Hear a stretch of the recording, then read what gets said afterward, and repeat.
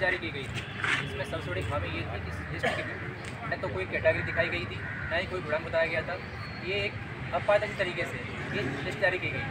जब इसमें OBC SC समाज के लोगों को ये मालूम पड़ा कि भर्ती में घोटाला हुआ है, तब ये छात्र राष्ट्रीय पिछड़ा वर्ग आयोग गए, जिससे आदरणीय प्रधानमंत्री जी ने स्वयं संवैधानिक दर्जा प्राप्त किया है। उसी आयोग की साइड में गए, वहाँ लगभग 1 साल सुनवाई चली। उसके बाद आयोग ने 29 अप्रैल 2021 को अपनी रिपोर्ट जारी की।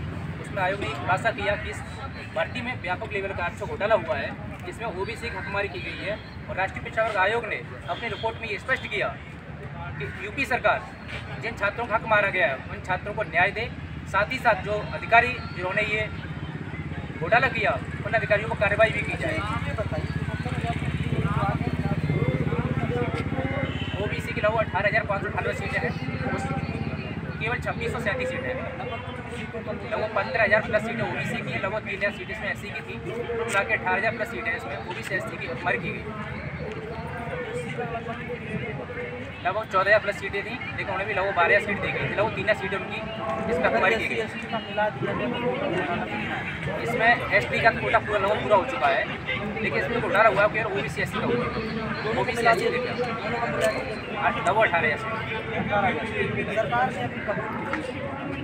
जब विधानसभा चुनाव हुआ था, उससे पहले उत्तर प्रदेश के मुख्यमंत्री डरे हुए थे, तो उन्होंने आना फाना हम लोगों का प्रतिनिधि मंडल अपने पास बुलाया। उन्होंने कबूल किया कि इसमें 18,000 नहीं 6,800 सीटें घोटाला हुआ। उसके बावजूद उत्तर प्रदेश के मुख्यमंत्री इतने अपनी सरकार को या ओबीसी एससी के साथ इतना अन्याय कर रहे हैं कि उन्हें पता है कि भर्ती में आज घोटाला हुआ। उन्होंने खुद कबूल किया, बेसिक शिक्षा विभाग को निर्देशित किया। उसके बावजूद उत्तर प्रदेश के मुख्यमंत्री चयन जारी कराने के बाद पिछले 2 साल से अपने कानून में डाले हुए बैठे हुए जानबूझ के अपनी अखबार की है। आज 700 की सूची जारी हो गई थी और चुनाव से पहले इन छात्रों को नियुक्ति पत्र भी मिलना था, लेकिन ये सरकार की ये साजिश थी, षड्यंत्र था। उत्तर प्रदेश की सरकार स्वयं उत्तर प्रदेश के मुख्यमंत्री इसके लिए जिम्मेदार हैं तो उत्तर प्रदेश के लोगों को, उत्तर प्रदेश ओबीसी समाज के लोग हैं, उन्हें अन्याय नहीं मिल रहा। इसके लिए डायरेक्टली उत्तर प्रदेश के मुख्यमंत्री जिम्मेदार है। अगर उत्तर प्रदेश के मुख्यमंत्री चाहें तो 1 सप्ताह में हम लोग मिल सकता है इसमें। अगर वो बेस शिक्षा विभाग को निर्देशित करें तो यही बेस शिक्षा विभाग सारी गलतियों को सुधार करके हम लोगों को 1 सप्ताह दे सकता है। इसके पीछे सबसे बड़ा रीजन ये है, उत्तर प्रदेश के मुख्यमंत्री ने स्वयं अपने हाथों से अपनी जाति सवर्ण समाज के लोगों को अवैध रूप से नियुक्ति पत्र दिया। इसलिए उत्तर प्रदेश के मुख्यमंत्री इस प्रकरण पर मौन है। लेकिन उत्तर प्रदेश के मुख्यमंत्री भूल गए, उनके पास ओबीसी एससी का वोट बैंक है। आप एक बहुत बड़ा आरोप लगा रहे हैं जी, मैं इस आरोप को बखूबी लगा सकता हूँ और इसे प्रमाणित कर सकता हूँ। राष्ट्रीय पिछड़ा वर्ग की आयोग की रिपोर्ट ये चीज़ को साबित करती है कि उत्तर प्रदेश की योगी सरकार ने सवर्ण समाज के हजारों लोगों को अवैध रूप से नियुक्ति पत्र दिया। उसके बाद स्वयं उत्तर प्रदेश के मुख्यमंत्री ने राजस्व परिषद अध्यक्ष की अध्यक्षता में एक समिति गठित की थी। उस समिति ने इस चीज़ को खुलासा किया कि सरकार में ऐसा हुआ है। उसके बाद 13 मार्च 2023 का माननीय हाईकोर्ट का आदेश है, जिसमें हाईकोर्ट ने पूरी शिक्षा भर्ती प्रक्रिया को रद्द कर दिया। उन्होंने कहा पूरी प्रक्रिया को आप दोबारा से बनाएं। बिल्कुल हो चुकी है। 13 मार्च का ऑर्डर देख लीजिए हाईकोर्ट का। उसने स्पष्ट रूप से लिखा है कि जो पूरी भर्ती प्रक्रिया है ये आपकी अवैध है, आप पूरी लिस्ट दोबारा से बनाएं। सरकार बखूबी जानती है। सबसे बड़ा कार्य यही है कि हमारी जगह आज सरकार के लोगों के बच्चे यानी कि सवर्ण समाज के लोग अवैध रूप से नौकरी कर रहे हैं। इससे उत्तर प्रदेश के मुख्यमंत्री बखूबी जानते हैं। और बता दीजिए आप जी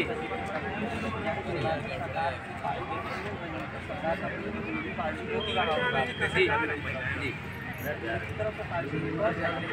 सरकार की तरफ से जो अधिवक्ता हैं वो सिर्फ अपनी खाना पूर्ति करने के लिए कोर्ट में जाते हैं। स्वयं उत्तर प्रदेश के मुख्यमंत्री कहते हैं हम अपना पक्ष रख रहे हैं, लेकिन ऐसा कुछ नहीं है। वो सरकार का वकील से अपने खाना पूर्ति करता है, जाके कोर्ट में तमाशा देखता है। अगर सरकार चाहे तो सिर्फ 7 दिन का मैटर है ये।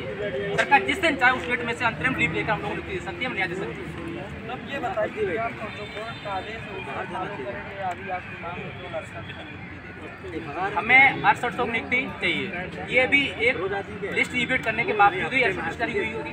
ये तो नहीं किसी अधिकारी ने भांग पी करके लिस्ट जारी कर दी होगी। मुख्यमंत्री के आदेश के बाद ही 800 जारी हुई थी। और जब कोर्ट ने कहा है कि आप जो है लिस्ट को रिव्यू कीजिए, तो हम तो उसी के लिए सहमत हैं, आप लिस्ट रिव्यू कीजिए।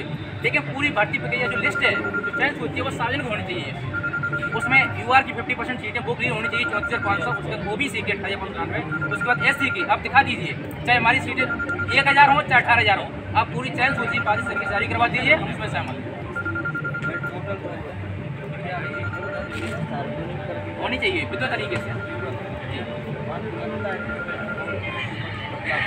इस लिस्ट में उत्तर प्रदेश के मुख्यमंत्री या बेस शिक्षा विभाग का कोई भी अधिकारी ये बता दे कि इस भर्ती में यूआर की आपने जितनी भर्ती की तो देखी होगी, ऐसी कोई भर्ती नहीं है जिसमें कट ऑफ डिसाइड न की जाती हो, जिसमें category wise cut off decide न की जाती हो।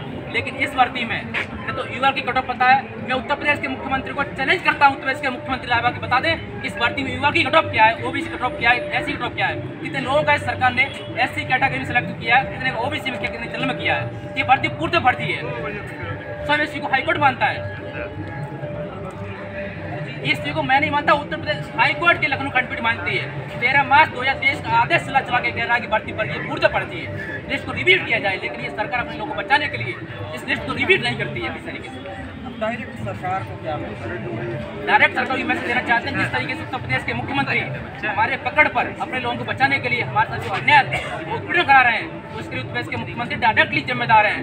बहुत समय रहते जाग जाएं। अंत की स्थिति में जिस तरीके से उन्होंने हमें विधानसभा चुनाव से पहले बेवकूफ़ बनाया था कि हम 800 लोगों को चयन सूची जारी कर नियुक्ति देने जा रहे हैं, लेकिन उसके बाद उत्तर प्रदेश के मुख्यमंत्री ने 2 साल से इसका कोई कार्य नहीं किया। क्या उत्तर प्रदेश के मुख्यमंत्री दिखाई देता? अभी हम लोग बीजेपी कार्यालय घेर के आ रहे हैं, उत्तर प्रदेश के मुख्यमंत्री दिखाई देता क्या कृष्णा मौर्य जी नहीं जानते, अभी को नहीं जानता उस मैटर को।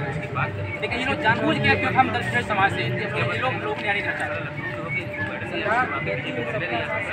कौन कहता है? सरकार अगर कहती है तो 68,500 शिक्षक भर्ती में सरकार ने ओबीसी समाज के 10% लोगों को नौकरी से वंचित किया था। 69,000 में आपके पास पर्याप्त एविडेंस है जिसमें सरकार ओबीसी समाज का अन्याय कर रही है। इसमें एविडेंस क्या चाहिए आप लोगों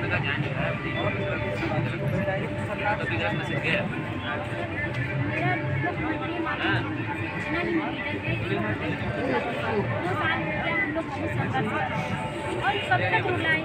कितना हम लोग संघर्ष करें, कितना हम लोग को बेरहमी के साथ यहाँ लाकर खरीद कर यहाँ इनको गार्डन में डाल दिया जाता है, जेल की तरह बंद कर दिया जाता है। अगर हम लोग अपनी गुहार लगाते हैं तो हम उनसे केवल अपना नियुक्ति पत्र तो मांग रहे हैं और क्या मांग रहे हैं। वो भी उनसे ये नहीं हो रहा है तो अपना पदत्याग दें और किसी और को दें ताकि वो हमारी सुने। मुख्यमंत्री नहीं, शिक्षा मंत्री जो हमारे संदीप सिंह शिक्षा मंत्री हैं वो अपना पदत्याग दें और उसकी जगह पर कोई ऐसा इंसान आए जो हमारी बात सुने। इसको दोषी मानती हूँ कि कौन चाहे तो भर्ती कर सकता है, कौन इसमें दाग लगा। इसमें सारे मंत्री लोग शामिल हैं और हम तो सबसे पहले कहेंगे माननीय मुख्यमंत्री जी को, क्योंकि वो अगर सचेत होते तो इतने लापरवाहियाँ ना होती यहाँ पर। अच्छा, यानी कि आपको लगता है कि मंत्रालय का मिस्टेक है? संदीप सिंह को सुनवाई करनी चाहिए क्योंकि वो सुन नहीं रहे हैं। ये बताइए डायरेक्ट सरकार को क्या करना है? बस हम यही चाहते हैं कि हम लोगों को नियुक्ति दी 6800 अभ्यर्थी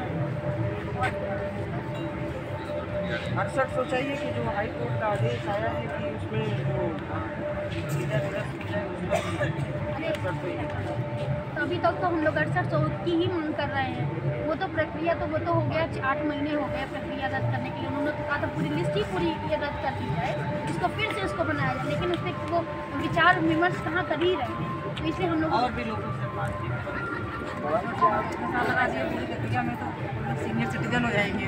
अभी यही इसी जगह पे जनरल वाला बाकी रहता था, ओबीसी का होता